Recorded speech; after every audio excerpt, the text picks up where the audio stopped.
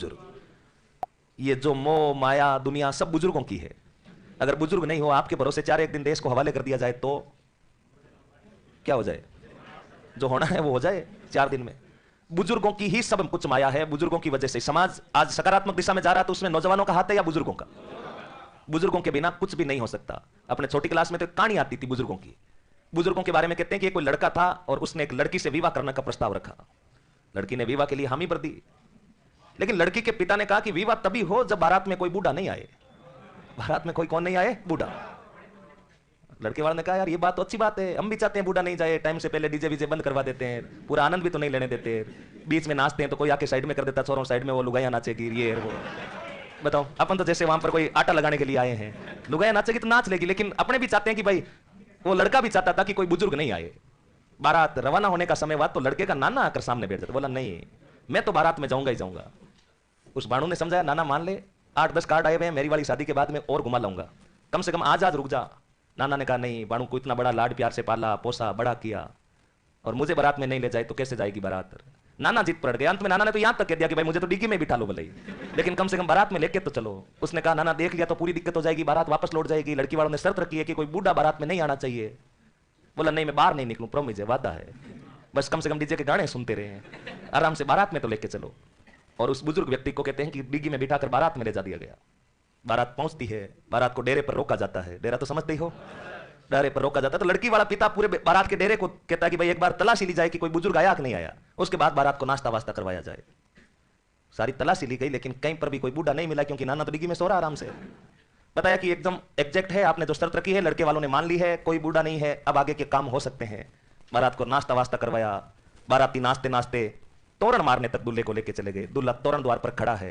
अचानक लड़की का पिता आता है और कहता है कि नहीं, तोरण मारने वाला रिवाज और ये फेरों वाला रिवाज बाद में पूरा होगा, पहले मेरी एक शर्त और माननी पड़ेगी। अब कौन सी शर्त आ गई? बोला नहीं माननी पड़ेगी।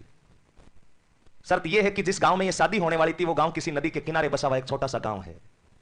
पास में नदी बह रही है। उस लड़की के पिता ने आकर कहा कि इस नदी में जो पानी बह रहा है उसके स्थान पर अगर दूध बाया जाए तो ही ये शादी आगे पॉसिबल है, नहीं तो आप बारात लेके वापस जा सकते हो।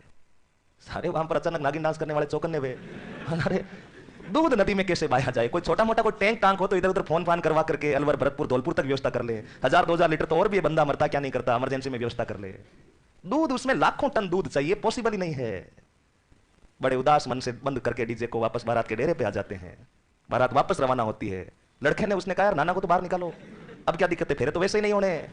नाना को आगे वाली सीट पे लाओ, आगे बिठाओ। नाना को बाहर निकाला और नाना जी बाहर आके बाणु बीननी नहीं दिखी। बोला नाना जी शादी नहीं हो रही है। बोला क्या दिक्कत हो गई? बोला वो कह रहे हैं इस नदी में अगर दूध पानी के स्थान पर क्या पाया जाए दूध, तो ही शादी हो, नहीं तो नाना जी बीननी नहीं आए। नाना ने कहा तो ऐसी छोटी छोटी बातों पर बारात वापस थोड़ी लौटती है, बहा देंगे दूध। लड़के को उम्मीद बंदी। बोला नाना कुछ करेगा। बोला कौन आया था ये संदेश लेकर?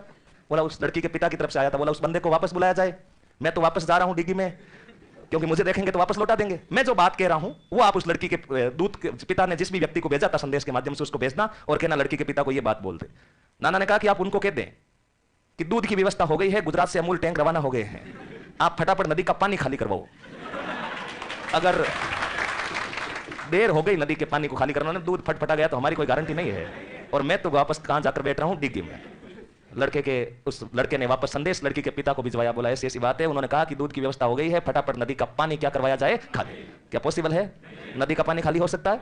लड़की के पिता ने कहा सघनता से तलाशी ली जाए, बारात में पक्का कोई बूढ़ा आया है।